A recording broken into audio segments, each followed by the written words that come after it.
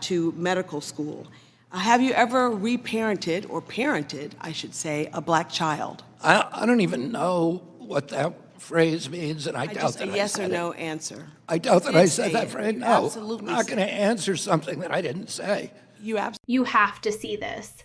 A sitting congresswoman just asked a cabinet pick if he has ever reparented a child, and the room went completely silent. This hearing just went off the rails. Terry, you've made a number of outlandish and frankly disturbing comments both before and during your tenure as Secretary of Health and Human Services. I want to draw your attention to one of those times. In a 2024 podcast interview, you suggested that Black children on ADHD medication should be reparented.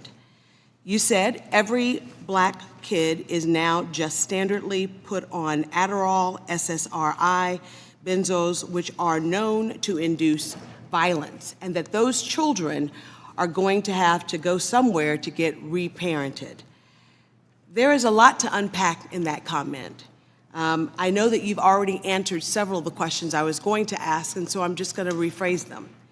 Mr. Secretary, you've already admitted that you are not board-certified physician, and you've already admitted that you did not go, absolutely said it. Oh, I'd like to hear the recording. So to be Because clear, it doesn't make sir, any I'm sense. I'm I gonna don't even know reclaim what my it time. means. I don't either. That's why I'm asking. And by the way, so to be of clear, you're not a 26 doctor, you have no medical degree, and you have no formal medical training. You as have never parented a Black child. Yet you 24 are of the 26 suggesting that HHS government- secretaries Mr. have not had Secretary, medical this is my degrees. Did you catch the look on his face when that question dropped? He looks genuinely baffled, like he's never even heard the term reparenting used in a medical context before. The tension in that room was thick enough to cut with a knife. What's wild here isn't just the awkwardness, it's the underlying debate about whether the government should have a say in how families handle behavioral health. Think about that for a second. A federal agency potentially stepping into the role of a parent. It feels like a scene straight out of a dystopian movie, but this is a real-time transcript from Capitol Hill. Notice how the representative doesn't let him finish? That's a classic power move to control the narrative for the evening news. Whether you agree with his stance on medication or not, this clip shows how quickly these hearings turn into a game of gotcha instead of a real policy discussion. It makes you wonder if anyone is actually listening to the answers, or if they're just waiting for their next viral soundbite to post on social media. Seeks to replace the basic premises of the Declaration of Independence, and hence our form of government. It holds that our rights and our dignities come not from God, but from government. You will not be surprised to learn that the progressives had a great deal of contempt for us, the American people, American political movement, with the possible exception of the pro-slavery reactionaries on the eve of the Civil War, to openly oppose the principles of the Declaration. Progressives strove to undo the Declaration's commitment to equality and natural rights, both of which they denied were self-evident. Listen closely to the distinction Justice Thomas is making here, because it changes everything about how we view our daily lives. He's arguing that the moment you believe your rights come from a politician or a building in DC, you've already lost your freedom. It's a massive philosophical shift.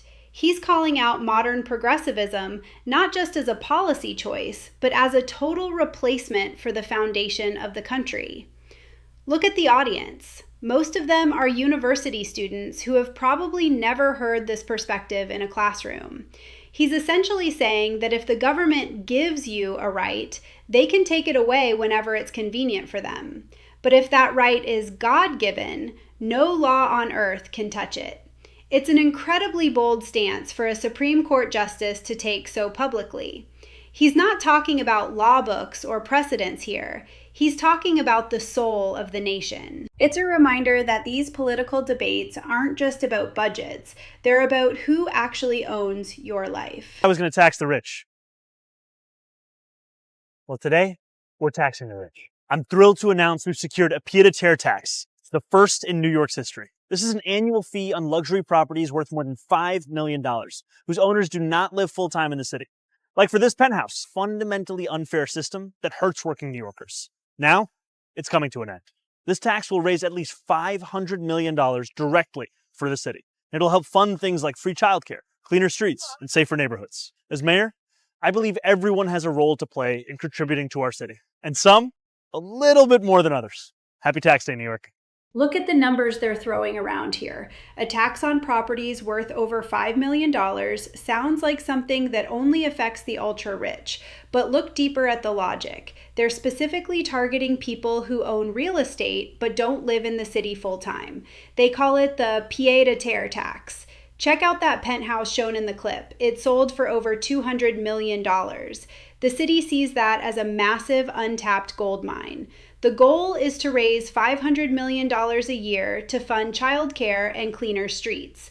But here's the kicker. If you tax people for not being there, do they eventually just sell and leave for good?